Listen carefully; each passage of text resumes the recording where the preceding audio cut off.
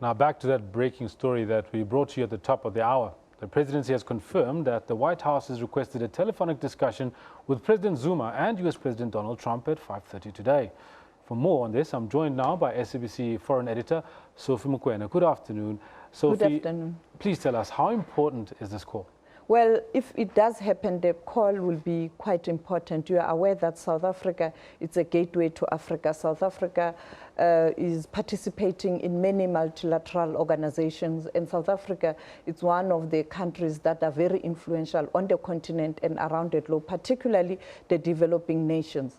And I think Donald Trump is fully aware about our role and what we've done in the past and how serious people take South Africa.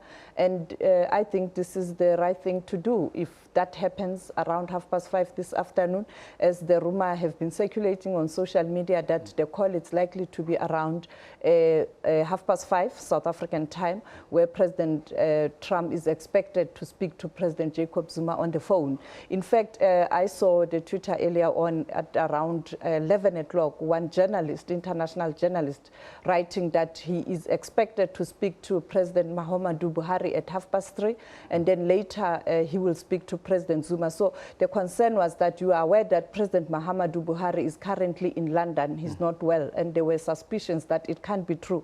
But due to pressure, you know, journalists sending those Twitter messages asking the presidency, and finally on the presidency's account, it was confirmed that there has been a request from the White House that President Zuma and President Trump must speak this afternoon, and they didn't put the time, but also to confirm whether it's going to happen today, but we suspect that it's likely to happen at 5:30 South African time. It's quite important. Yes. It is big, it is huge. I think it is, and I think for some of our viewers it might be useful to contextualize Trump's approach to Africa so far, so they can understand where this call would fit into the greater scheme of things. Well, there were suspicions or the speculations, and analysts were saying that Trump doesn't care, he's inward looking, and Africa will be last. But it looks like he has since realized. You'd recall that when he met the outgoing President Barack Obama, warned him that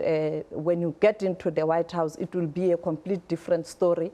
Arrogance and everything, you have to put it aside. You are confronted with the realities in terms of what's happening around the globe.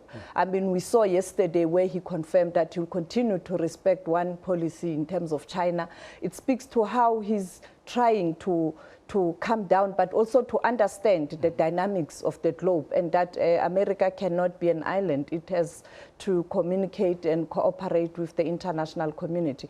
And obvious, South Africa is an obvious country, and Nigeria, because they are the largest economies in the continent, on the continent, and therefore it is important for him to speak to the two leaders. But we will wait and see whether it does happen, but we are also waiting for the White House to send that confirmation. And you know, Donald Trump is quite busy on social media. Yes. When he wakes up, he's going to send that message quick. No, very good. Now, Sophie Mokoena, our foreign editor, thank you so much for bringing us that update on the breaking news. We sure hope that it's a fruitful phone call. Thanks. There you have it. Sophie Mokoena bring us a bit of an update on that breaking news on Trump and Zuma speaking this afternoon.